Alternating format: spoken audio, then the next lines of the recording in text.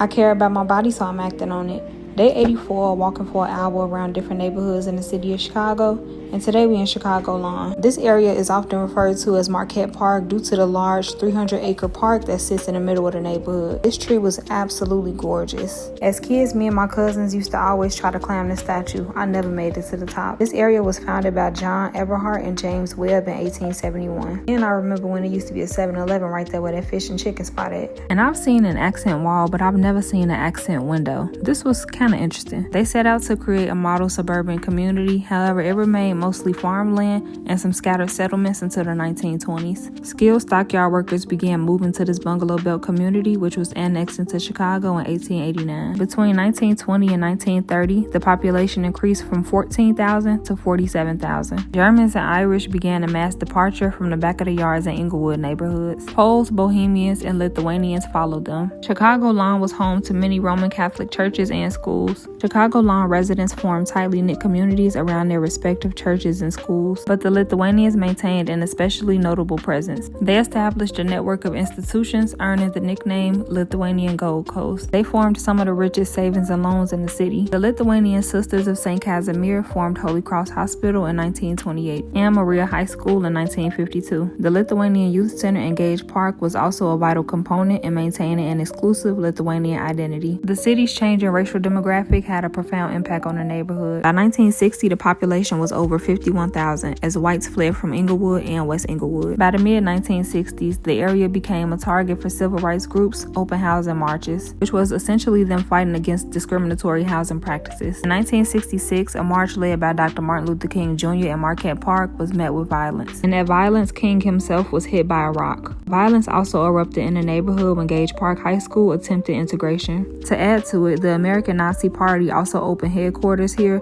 in an attempt to fan the flames of racial tension, but the Nazis didn't find the sympathetic support that they expected. The primary resistance to integration was fear of declining property values by people who put their life savings into their homes, and fear of disruption to the ethnic bonds. But my thing is, it's other races who assess the property values and devalue them because of how they view black people. So if y'all just stop that, then I don't know. From their point of view, Chicago had no working model of integrated neighborhoods, and they felt Chicago Lawn would disintegrate due to racial change. By 1919, African Americans made up 27% of the neighborhood, and by 2000, they made up 53%. I will see y'all in the next video. Bye.